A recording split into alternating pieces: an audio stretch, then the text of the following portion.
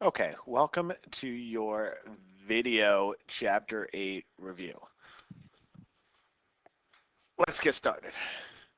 Okay, so let's start with the first section, which was called inverse variation. All right, so an equation with two variables of the form y equals k over x or y times x equals k, where k is not 0, is called an inverse variation with a constant variation of k. Okay, so basically what this means is that as y is going up, x is going down, and we're going to set up an equation with some sort of constant k, right, the constant of variation. Okay, our joint variation, right, that describes when one quantity varies directly with the other, with two or more quantities. That means as y is going up, x is also going up, or y, or z, or some other variable, right? As one goes up, the others are all going up. Okay, when we talk about the inverse variation, they are acting opposite of each other. As one is going up, the other one is going down. So let's see the look at the types of problems that'll be from this section. Okay? Suppose that you have x and y, and they vary inversely, and x is equal to 30 when y is equal to 2. Find y when x is equal to 5. Well, because I know they vary inversely, I also know that because x started at 30 and is now 5, it has gone down. Okay, so if I start at y is equal to 2, because they act differently from each other, my answer had better be higher than 2. Right? Because x went down, y has to go up. So now let's set up the formula. So we know that y is going to be equal to some constant over x. Let's use my two initial amounts, these two, and figure out what my constant of variation is. What is k? So I plug in the numbers. 2 is going to be equal to some variable over 30. Multiply, clear the 30 by multiplying it by both sides, and we get 60 is equal to k. Okay? So now that I know that k is equal to 60, I can replace it in my formula right there. So my new formula becomes y is going to be equal to 60 over x. Now, replace x with 5. We know that x is going to be 5 right here. So I'm going to replace x with 5. Okay? 60 divided by 5 gives me 12. Y is equal to 12. And of course, we knew that y was supposed to go up from where it started at 2. Okay? And that's a problem with inverse variation. Okay, next. Write a direct or inverse variation equation for each relation. Okay, so now I have this relation right here. If I look at it, I see that x is going up and y is going down as I move from left to right. That means that this has to be inverse variation, so I use the same formula. Some sort of constant over x. If they were both going up, if they were both, as I move to the right, if they were both increasing in value, I would use a direct variation equation, which would look like y is going to be equal to some constant times x. In this first equation right here, right, as y goes up, x is going down. Right? In my second equation right here, as y goes up, x goes up. Right? That's the difference between direct or inverse variation. Inverse, they're acting opposite of each other. Direct, they're acting the same. Okay, so now let's figure out if this is indeed, it looks like it's inverse variation, but let's see if it's actually inverse variation. So we have to compare these coordinates, okay? So to get the constant of variation, right, I can manipulate this equation right here, and I can solve for k. Multiply both sides by x. So k is going to be equal to y times x. So basically that means all I have to do is multiply these two numbers together. 3 times 24 gives me 72. 4 times 18 gives me 72. 8 times 9 gives me 72. Because they are all the same, I know I'm sure I have an inverse variation. So my formula is going to be y is equal to 72 over x. Okay. If they were not the same, if they were close, I could use this as an estimated formula. If they were not close at all, then I can't use an inverse variation for this relationship. Okay? Next, let's look at some problems where we have more than one letter and they're doing different things. Okay? So write the function that models each relationship. Find z when x is equal to 4 and y is equal to 8. So those are the two numbers that I'm going to use to find my answer. Let's look at the first problem. Z is my first variable. It's what's being described. Okay? So we're going to start with z. Varies jointly with x and y. We're going to start with my constant k, and then because it varies jointly, it's x and y both go up as z goes up. Okay? So now I have my basic equation. Right? If I had some sort of inverse relationship, then one of these variables would be on the bottom of a fraction. But I don't. They both vary jointly with z. So let's try to figure out what k is and then solve my problem. Okay, so my first step is to plug in all these numbers. So z is going to be 7 when x is 2 times, and y is 2. So we have that 7 is going to be equal to 4 times k. Divide both sides by 4. So that means k is going to be equal to 7 over 4. That's my constant of variation. Now use my initial equation right here to find my answer. So that z is going to be equal to my constant of variation times, I want x equals to 4, and I want y is equal to 8. Okay? Multiplying these all together gives me 56. So z is equal to 56. And let's look at the next one. Z varies directly with x and inversely with y. Okay? When x is 5, y is 2, and z is 10. So let's set up the equation first. Z is equal to some sort of constant of variation. The constant of variation always goes first. It always goes in the top of the fraction. Okay? Directly with x and inversely with y. Okay? Because y is the one that's inverse. Okay? That one goes on the bottom of the fraction. Okay? Same steps as the problem before. Let's solve for z. Let's solve for k. So I know that z is equal to 10. We don't know k. That's what I want to find when x is 5 and y is 2. So in order to solve this, multiply by 2 over 5 to clear the fraction. Okay. Cancel those out. And we have 2 times 2 gives me 4. So k is going to be equal to 4. Okay. Now, let's go back. Here's my original equation, z. Let's use the constant of variation 4. So z is going to be equal to 4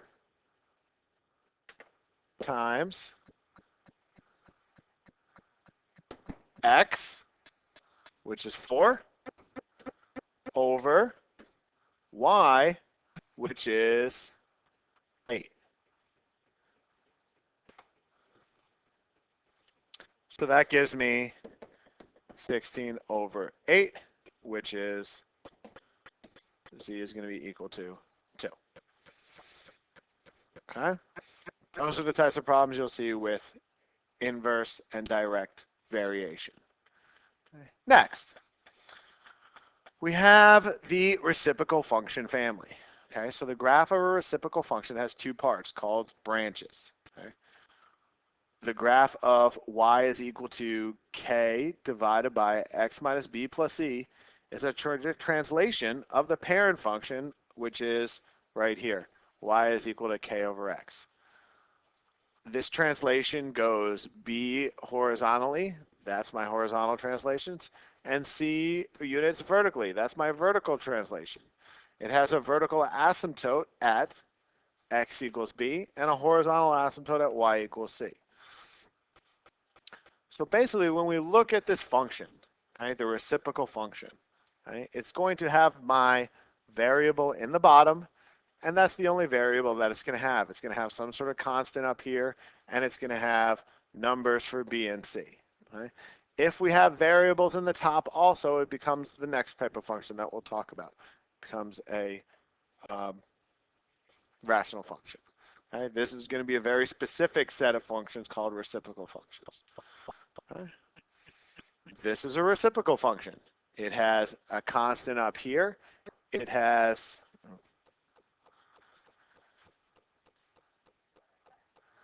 okay, so let's graph this function and figure out what it's going to look like. First, whatever you do when you're graphing these functions is find the asymptotes first.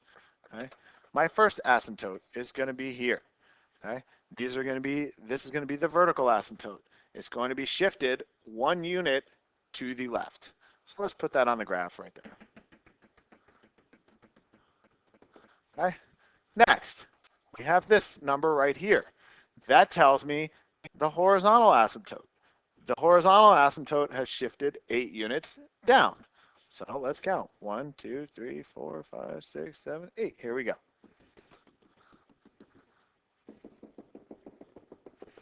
Okay? So now that I have the asymptotes on the graph, now I can go about plotting the points. Because this function is positive, I know that my graph is going to be in this quadrant, quadrant 1, and quadrant 4. Right? And they're always going to be opposite of each other. If there was a negative sign in front, we would be in these two quadrants right here, quadrant 2 and quadrant 4. Okay?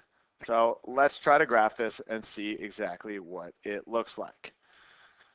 All right, so to do that, make a table, plug in some points. Okay? Just looking at the graph, okay, I can see that the graph does not intercept. 0 is going to be an answer. So if I plug in 0 here, I'm going to have 10 over 1 minus 8. So if x is 0, y is going to be equal to 2. We'll see. All right, so let's pick this up. All right, so we have my point 0, comma 2. So I'm going to graph that right there. Okay. Now let's keep plugging in numbers and see where this function goes. So let's plug in a 1. That'd be 10 over 2, which is 5, minus 8 gives me a negative 3. Right? 1 plus 1 is 2. 10 divided by 2 is 5. Minus 8, negative 3. So now I plot that right there. Let's do another couple. Let's do one that's going to work out a little bit better. Let's do 4. So 4 plus 1 is going to be 5. 10 over 5 is going to be 2. And so my answer is going to be negative 6. Okay, so plotting that, 1, 2, 3, 4, and then down 1, 2, 3, 4, 5, 6. Okay.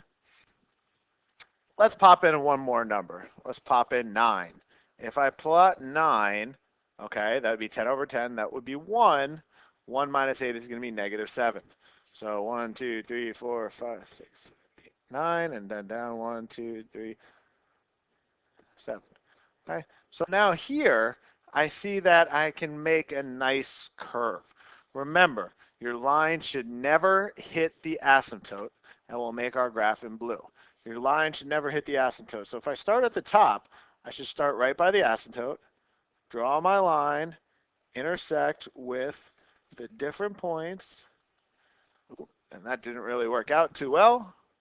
Let's try it again. Let me go from this side. Okay, a little bit better. Okay, notice that my graph stayed in between the two asymptotes. Okay, Now, the left-hand side, I know, is going to make some sort of quick graph kind of like that. I'm just not exactly sure where it's going to go. So let's plot some more points and try to figure it out. Let's plot -2. -2 plus 1 would be -1 over 10. That'd be -10. That'd be -18. So at -2, here, my graph is going to be way, way, way down, -18. The graph doesn't go that far. Okay, so let's plot another one. Let's throw in -5. Oh no, that's not a good one. Let's plug in -6. -6 plus 1 is going to give me -5. -2 minus 8, that's going to be -10. So -6 gives me a -10. Okay, so 1, 2, 3, 4, 5, 6, and then down 10. 1, 2, 3, 4, 5. Okay, boom, right there.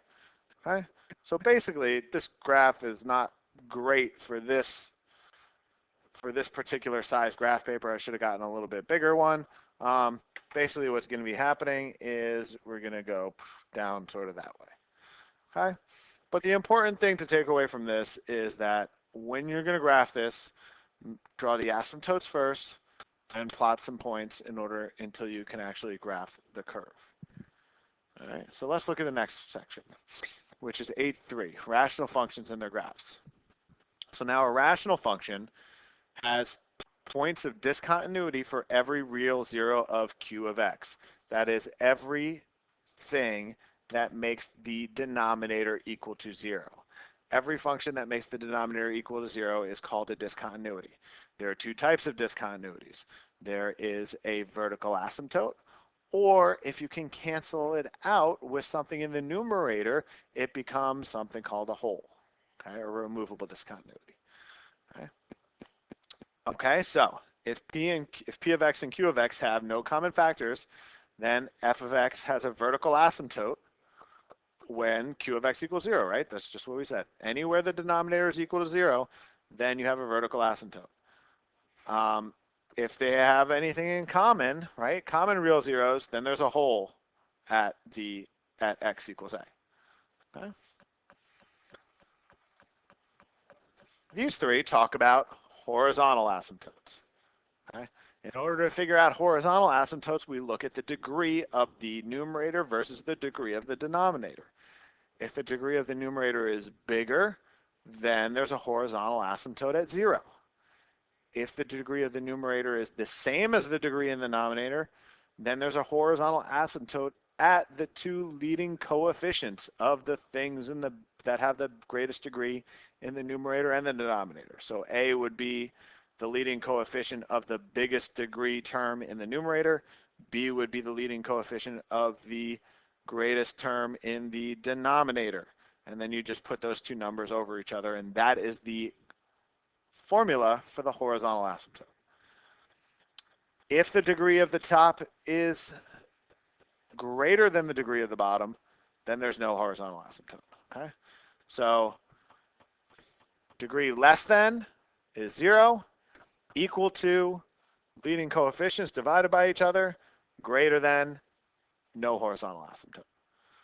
Okay. So looking at these two functions, some stuff that you're going to have to do with this is to find the domain, points of discontinuity, x and y intercepts, and determine whether discontinuities are removable or non-removable.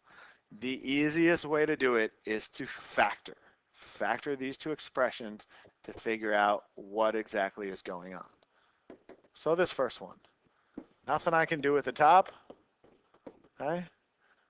But I can take an x out of the bottom. So that factors into x minus 2. So now that this function has been factored, I can look at it and just figure out what's going on. The domain. The domain always starts with the domain is all real numbers except for wherever the denominator is equal to 0. Okay, the denominator in this case is equal to 0 at 2 spots. If I set that piece equal to 0, I would have x equals 0, so 0 is one discontinuity. Okay? If I set this term equal to 0, then x minus 2 would equal 0, and so x would equal 2. So I have two discontinuities at 0 and 2, both of which are non-removable because I cannot cancel out anything from the denominator with the numerator. If I could, they would be removable discontinuities, but I can't, so they are non-removable. To find the x and y intercept. Okay, so to find the x-intercept, I want to set the numerator equal to 0. So that would be 2x squared plus 5 is equal to 0. Subtract 5 from both sides. 2x squared is equal to negative 5. Divide by 2. Okay, we now have x squared is equal to negative 5 over 2. Taking the square root of both sides, I'm trying to take the square root of a negative number here, which we know is going to lead to an imaginary answer. So that means this particular function has no x-intercept. Okay? To figure out the y-intercept, plug 0 in for x. But I can't plug 0 in for x because that would give me 0 in the denominator. So that means this first function also has no y-intercept. So this particular one has no x-intercept, has no y-intercept. The domain is all real numbers except for 0 and 2, and both of those discontinuities are non-removable. Okay. Looking at this one right here, the second one. Factor out an x from the top. That gives me x plus 2 over x squared plus 2. Okay. Can't factor that at all. If it was a minus 2, then I could factor it, but not very well. Okay. So let's figure out the domain first. So the domain is all real numbers except for anywhere that makes the denominator equal to 0. So set the denominator equal to 0. Subtract 2 from both sides. We have x squared is equal to negative 2. Taking the square root of both sides again gives me an imaginary answer. That means that there are no discontinuities, right? There's this particular function, the denominator can never equal to 0. So my domain, in this case, is all real numbers. It has no discontinuities. Now I just want to look for the x and y intercept. The x-intercept is anywhere that the numerator is equal to 0. So my x-intercept for this term would be 0. For this term would be negative 2. Okay. My y-intercept is I plug 0 into the equation. Well, if I plug 0 in, this term right here is going to give me 0 in the numerator, which means that my y-intercept is going to be 0. So I have an x-intercept of 0, negative 2, a y-intercept of 0. Okay, and this function has no discontinuities. Okay. Okay, horizontal asymptotes. Okay. Horizontal asymptotes compare the degree of the numerator with the degree of the denominator. Okay. So looking at this one, this has a degree of 0, this has a degree of 1. So that means the degree of the numerator is higher than the degree of the denominator. So that means my horizontal asymptote is y is equal to 0. These two have the same degree. So that means my horizontal intercept is going to be the leading coefficients divided by each other. If you don't see it, it's going to be a 1. So that means that my intercept is going to be y is equal to 1/2. Okay. The denominator is bigger than the numerator, so that's going to be 0. Denominator bigger than, numerator smaller than the denominator, my asymptote is going to be 0. Here they are the same, so that's going to be 1 over 1. Here they are the same, so this one's going to be 3/4. Okay? Just remember, if the degree of the denominator is less than the numerator, something like this,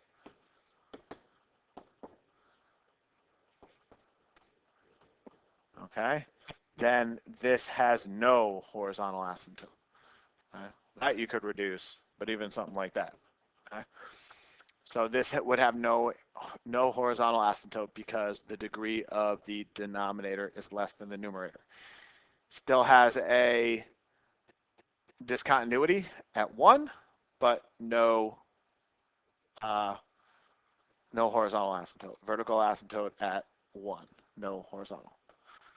Okay? So this is a great question right here. Write a rational function with the following characteristics. Has a vertical asymptote at 1 and at -3, horizontal asymptote at 1, and zeros at 3 and 4. So now you need to take all the different information that we have and make yourself a function. So vertical asymptotes at 1 and -3. So let's do that first. Okay? That means it's going to have two factors.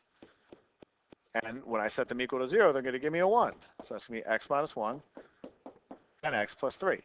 That's going to give me a vertical asymptote at x is equal to 1 and x equal to 3. A horizontal asymptote of 1. That means the degree of the bottom has to be the same as the degree of the top. If you're not sure, you can FOIL this out, but my leading coefficient is going to be just x squared. Watch, if we FOIL it out, we get x squared plus 2x minus 3. Okay? Okay? So, looking at that, in order for something to have a horizontal asymptote at 1, my two leading coefficients have to be 1. And they have to have the same degree. That means in the numerator, I need something with an x squared. But I also wanted to have a 0 of 3 and 4, which means that I want the numerator, when I set it equal to 0, to be equal to 3 and 4. So just having plain old x squared there doesn't help me. What I want to do is have something that factors into something that's going to give me an answer of 3 and 4. So how about something like x minus 3 and x minus 4, which would give me in the numerator x squared minus 7x plus 12 over x squared plus 2x minus 3. That function fulfills all of our characteristics. You can leave it like this over here, or like that, factored form. You can leave it factored form or unfactored form. As long as all the conditions are met, your form doesn't matter. Let's look at number B. Oh, and C. So let's look at B first. Okay, vertical asymptotes at 0 and 3, horizontal asymptote at 0, and a 0 at -4.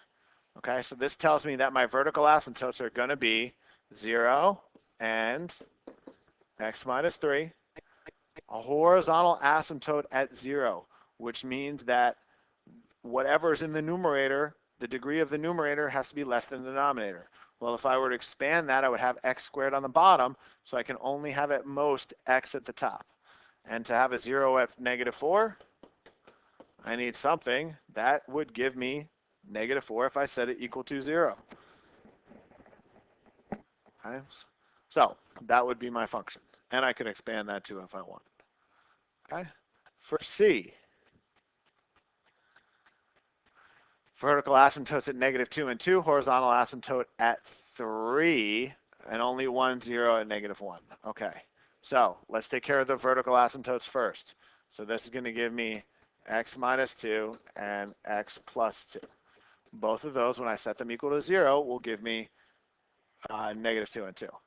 A horizontal asymptote at y is equal to 3, which means that I have to have something with x squared in the top because I have x squared at the bottom, but only 1, 0. And my leading coefficient has to be 3. So, oh, sorry, my 0 has to be at -1. So we need something that is going to have an x squared in it, and that when I set it equal to 0 is going to give me -1.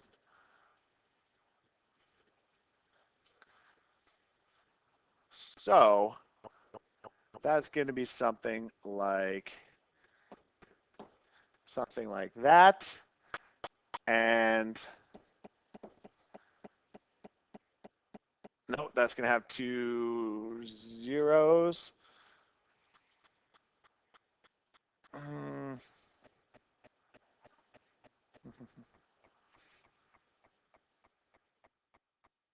Okay, so back to this problem. All right, so let's get rid of that. Basically, I only want to have 1 0 at -1. And I want it to be x squared. So I know I need to have the same function twice. But if I expand this, I'm going to have x squared over x squared, which is not going to give me a horizontal asymptote at 3. So very simply, all I have to do, pop a 3 in the front. That will give me 3x squared over x squared, which would give me my horizontal asymptote at 3. 2 vertical asymptotes and only 1 0. Okay. Next, rational expressions. So what we're going to do in this section is just change an expression and make sure it's in its simplest form. Okay? When all the numerator and the denominator have no common factors. Probably not going to get a question just making something into a simplest form, but you will have to use the ideas here in order to simplify rational expressions that we add together, subtract, multiply, or divide.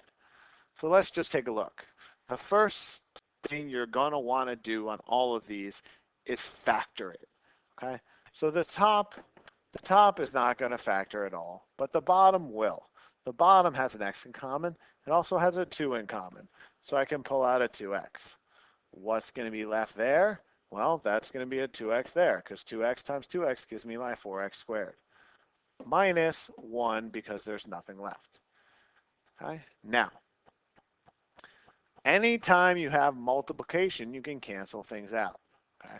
So the 2x times this whole factor right here, that's a multiplication. So I can cancel this 2x with this one right up here. Okay? Now, because there's nothing left on the top, I put a 1. Okay?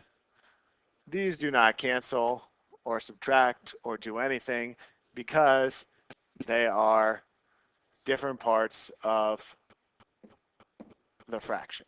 Okay? There's no multiplication there. Okay? If this was a 2 up here, also you cannot just cancel these two. Okay?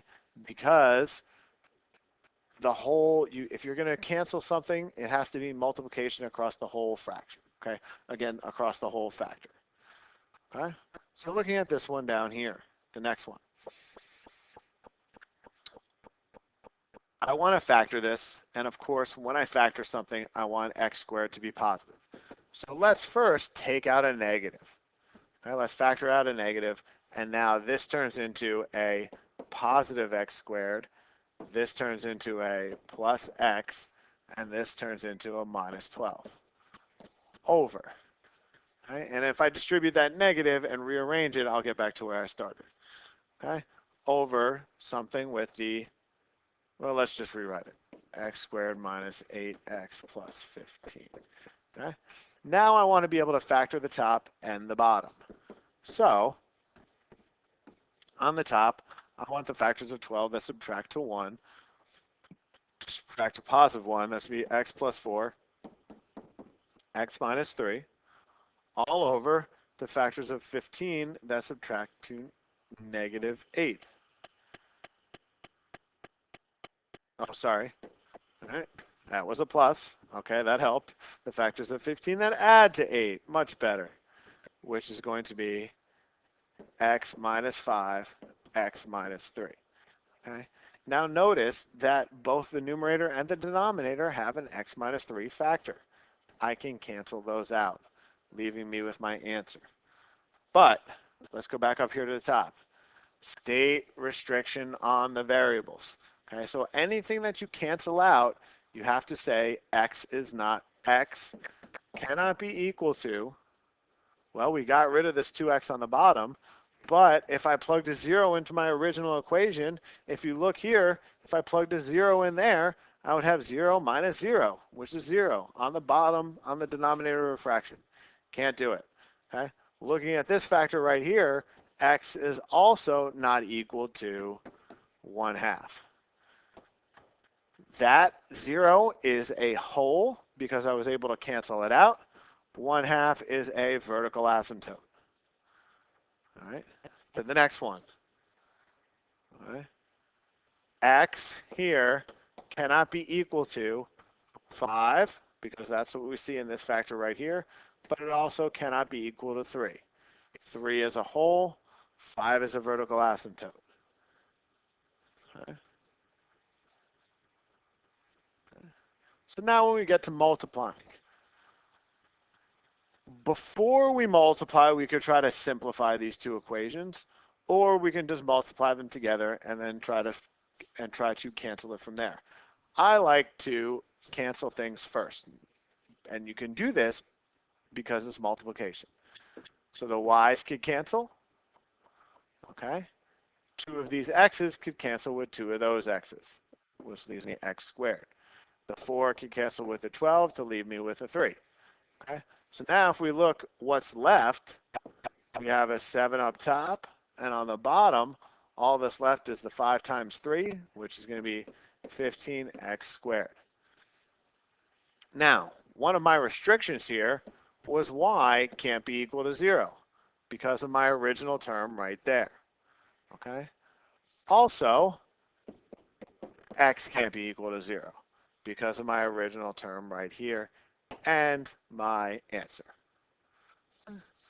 So simplify as much as possible first before even multiplying together to give yourself an easier time. Okay? Next, let's look at this problem right here. The easiest way to do this is to factor everything first. When you factor it, some stuff will be able to cancel. So let's start with this one right here. Okay? When I factor that, I want the factors of 6 that add up to 5. That's going to be x minus 2, x minus 3, over that one right there. That's the difference of perfect squares. So that factors into x minus 2, x plus 2, times. Let's factor this one first. Factors of 2 that add to 3, x plus 1, x plus 2, over factors of 3 that subtract to 2. Well, that's going to be x minus 3, x plus 1. Okay. Now that everything is factored, start canceling things out. X minus 2 cancels with x minus 2. X plus 2 cancels with x plus 2. X plus 1 cancels with x plus 1. X minus 3 cancels with x minus 3. Since everything canceled out, my answer is equal to 1. But, of course, x cannot be equal to anything that would have made the denominator equal to 0. That's plus or minus 2, 3, or negative 1. Because of all these different factors. Okay? None of them can be equal to 0 and still have this actually work out and give me 1. But for any other answer, for any other value of x, just plugging the numbers in would give me a 1. Okay? Now, division is just going to be the same thing as multiplication, except we're going to multiply by the reciprocal. So that's where I'm going to start. 7x over 4y to the third times 8y over 21x to the third. Okay? Now I can start to simplify. That x cancels with one of these. One of those y's cancels with that y. The 4 and the 8, that cancels to a 2. 7 and the 21, that cancels to a 3. So what's left over? On the bottom, we got a 3, and we have a y squared, x squared. And on the top, everything else is canceled out but a 2. And of course, y cannot be equal to 0, and x cannot be equal to 0. Because if they were equal to 0, this term would have been 0, this term would have been 0, and this term is going to be 0. So with division, you have to check, you have to mention 3 different types. The thing that makes the denominator on the left 0, the thing that makes the denominator on the right 0, and the numerator on the right 0, because when we divide, we're going to multiply by the reciprocal. So neither one of the top or the bottom, when we're talking about division, can be a 0. Okay, so I think we were done with this one. Let's go down to this one right here. Okay, so we now see that it is division. So I'm going to factor and I'm going to multiply by the reciprocal. So let's do 2 steps in one. Let's factor this piece first. So that's going to give me y plus 2, y plus 3 over y to the 3rd power.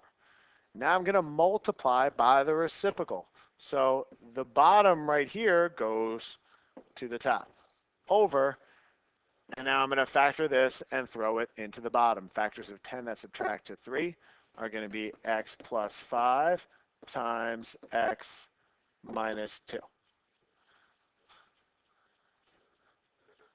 Okay, so now I have to just check. Oh, this was a mistake right here. Minus 2 and y minus 3. Okay, now I just have to see what can cancel out. The y minus 2's can cancel out, and 2 of these could cancel with 2 of those. Right, that leaves 1 left on the bottom and nothing on the top. So let's figure out what's left. We've got this 4, and we have this y minus 3. So it gives me 4 times y minus 3 over, we have the y, we have the x, y plus 5. So we have the y times y plus 5. And of course, y cannot be equal to anything that makes the denominator equal to 0 in the first place, 0, or any of the other fractions equal to 0, which, like this, would be negative 5, and none of those, all of those are restrictions on the variable. Okay? So now, here's a slightly more complicated problem with negative exponents that will probably for sure be on the test somewhere or another, or some sort of negative exponent will be on there. Okay, so let's just take it step by step, and let's first factor anything that we could factor. Okay, I can't just pull an x out of here, okay, because there are 2 of them there. So let's first think about what that means. Okay, so because that is squared, it's x squared minus x times x squared minus x over x. This is to the negative 2 power. Because it's to the negative 2 power, in order to get rid of the negative exponent, I move it to the top and make the exponent positive. Okay? Then I must factor that one. So that turns into x minus 4, x plus 4, x minus 1. Okay? So now I want to see what I can actually do with this. Okay? This piece right here, I'm going to factor out an x just out of that one term, which then leaves me with x times x minus 1 times x squared minus x times x minus 1 squared all over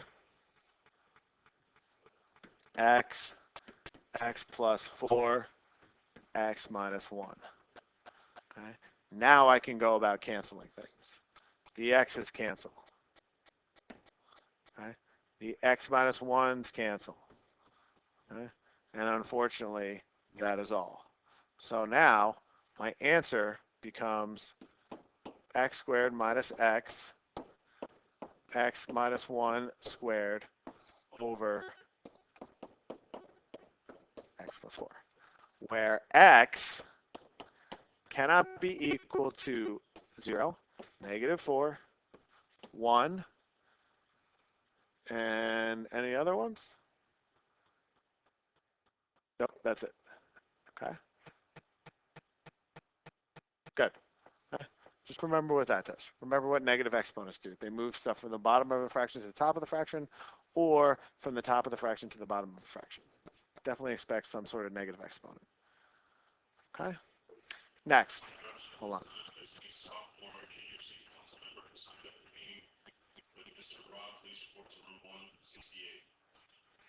Okay, so adding and subtracting rational expressions.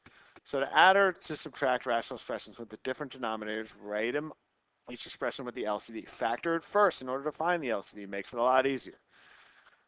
A fraction that has a fraction in its numerator or denominator or in both is called a complex fraction. Same thing. Factor it, combine them into one fraction, and then multiply by the reciprocal to clear that fraction. Okay, so adding and subtracting. These two have the same common denominator. They're both the same. Okay, so because of that, we don't have to find a common denominator because we already have one. So this turns into negative 5y minus y plus minus both of those. Okay, be careful when we are subtracting. Be careful with the negative signs. 2y minus 1. Okay. This then turns into minus 6y minus 3 over 2y minus 1. Okay. You can factor out a negative 2 from the top, but that doesn't really do you any good. Okay. So if I do this,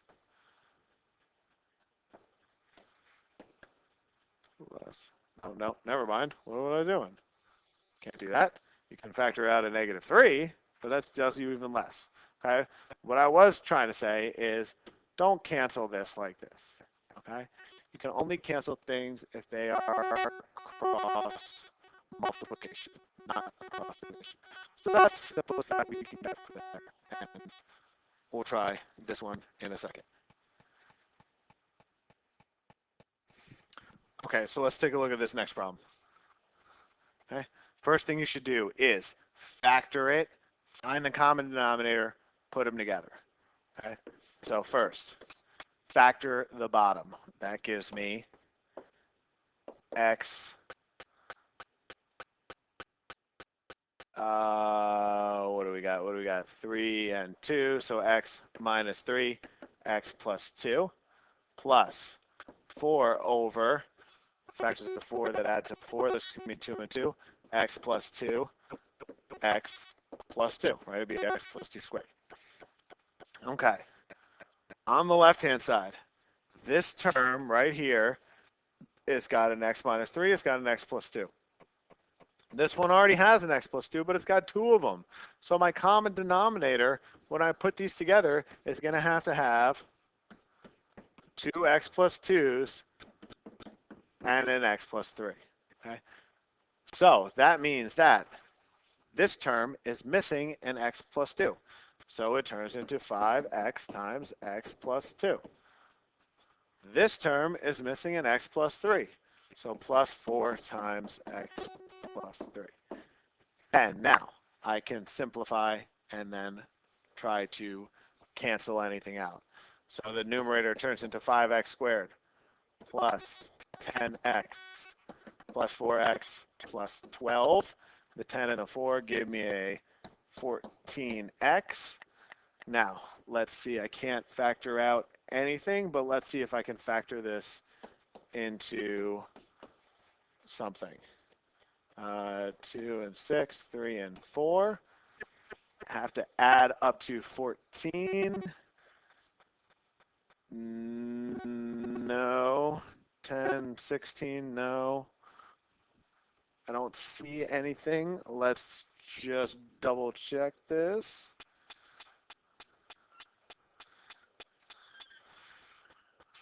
Uh, 14 and 12. No. Okay, so it doesn't factor at all. So that would be my final answer. Okay. Now, when we deal with complex fractions, okay, Try to get these into a fraction on the top and a fraction on the bottom, and then simplify. So this would turn into 1 over, I want to combine this into one fraction. It's 2 right now. So in order to do that, I need a common denominator. Well, the common denominator is going to be y, which means that this needs to get multiplied by y. So we're going to have y plus x over y. Now, multiply by the reciprocal. And because this is a 1 up top, it just turns into y over y plus x. And that's a complex fraction. A slightly more complex fraction is going to be something that looks like this. All right? There is only one fraction on the top. There are two fractions on the bottom. So turn the bottom into one fraction and then multiply it by the reciprocal. So how are we going to make this? So this turns into 3 and an x minus 4 over. Well, I need a common denominator of x minus 4. So I'm going to put x minus 4 on the bottom of both fractions, and that means I need to multiply the top by x minus 4. So it's to turn into x minus 4 minus 2 over x minus 4. So now x minus 4 minus 2 turns into x minus 6. So I have 3 over x minus 4 over x minus 6 over x minus 4. Okay. Now take the top, 3 over x minus 4, and multiply by the reciprocal of the bottom over x minus 6. Because these are both exactly the same factors, we can cancel them out to give me my answer of 3 over x minus 6. Okay, working with complex fractions is not as bad as everybody seems to think. Okay, let's look at one of the word problems. Okay, so electrical resistance of a parallel circuit with 3 bulbs is 1 over the resistance 1 plus 1 over the resistance 2 plus 1 over the resistance 3. The resistance of a parallel circuit with 3 bulbs is 1.5 ohms. Find the resistance of the 3 bulbs if 2 of them have equal resistance, while the resistance of the third is 3 ohms less. So we know what these all add up to, right? They all add up to 1.5.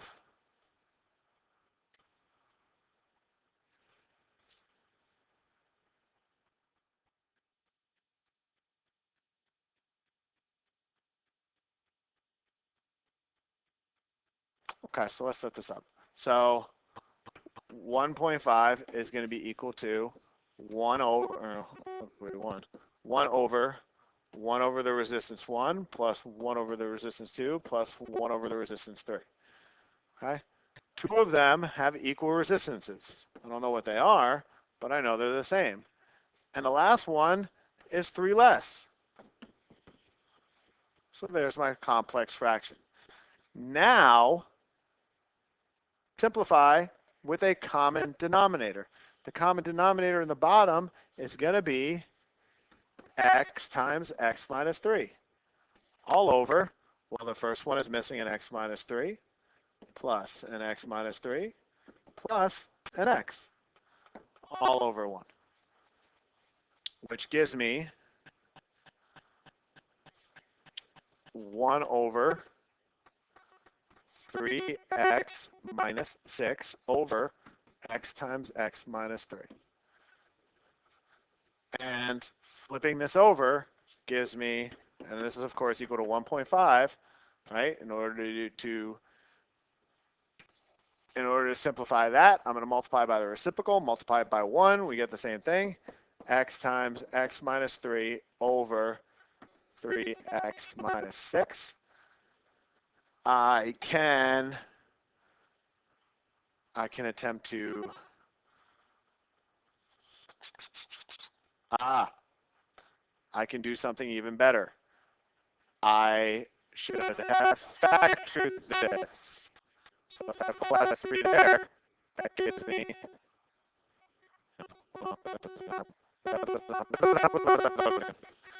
okay, no problem.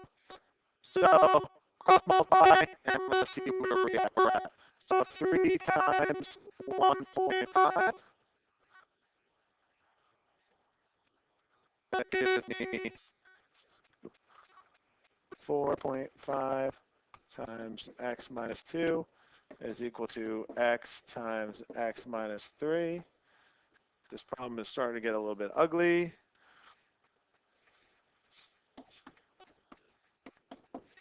Minus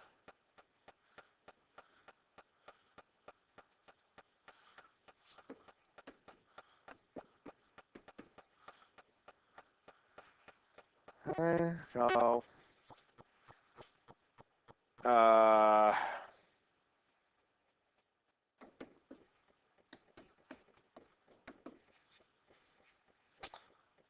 which then leaves me where here? So we have x squared minus 4.5x. Right, add 9 to both sides. That's going to give me plus 6.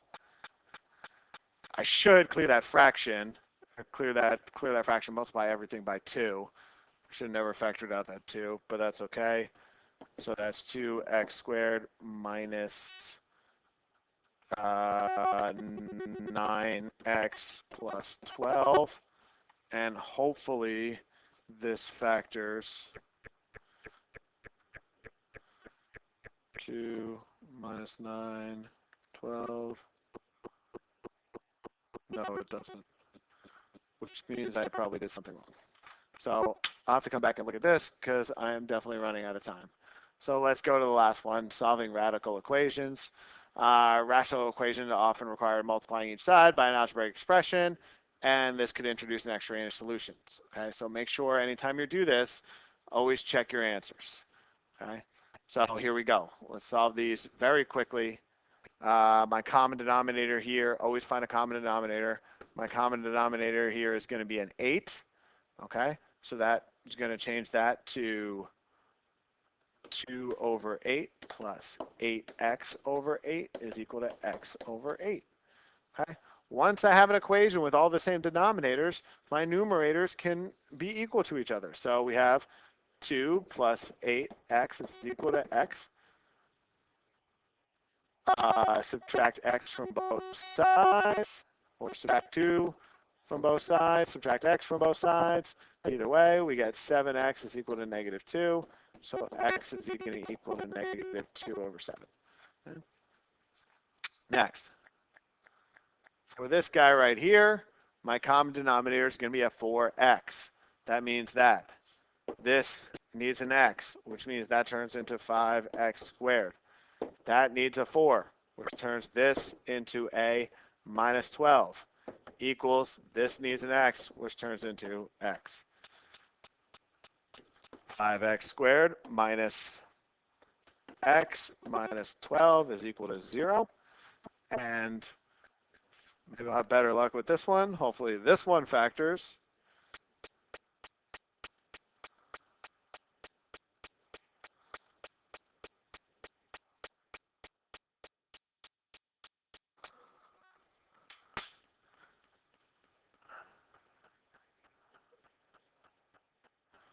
I don't see it.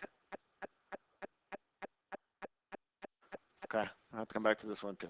All right, not having a lot of luck here. Okay, let's try this one, and then that'll be it. The word problem is not going to be like this one on the bicycle. It's going to be with the plane and air resistance, or a water and current. All right, so factor this first. So that's going to be 2 over x plus 3. I'm going to factor out a negative from this, which gives me a plus 3 over x minus 4 equals, factor out a 2, x minus 1, just for fun, and factor 12, I subtract 2, 1. That's going to be x minus 4, x plus 3. Okay, luckily My common denominator is going to be x minus 4 times x minus 3, which means the first term needs an x minus 4. So that's 2 times x minus 4 plus 3 times x plus 3. It's going to equal to 2 times x minus 1. Okay. So let's hopefully get this right answer. 2x minus 8 plus 3x plus 9 is going to be equal to 2x minus 2, which gives me 5x plus 1 is equal to 2x minus 2. Subtract the 2x, 3x minus the 1 is equal to negative 3. X is going to be equal to negative 1. And double check, is that going to give you the right answer? It should, hopefully. But always check your answer. Okay? Unfortunately, that's about all the time I have because the 9th period is about to start. So hopefully this video will help you study. A copy of all this work is going to be posted online. The link to the YouTube is going to be posted on my website. Okay, so the PDF file and the video file will both be accessible on the website. Test is going to be Friday. I'll have more information for you tomorrow after I maybe write it today, but I probably won't write it till tomorrow afternoon, some point. We'll see. Good luck.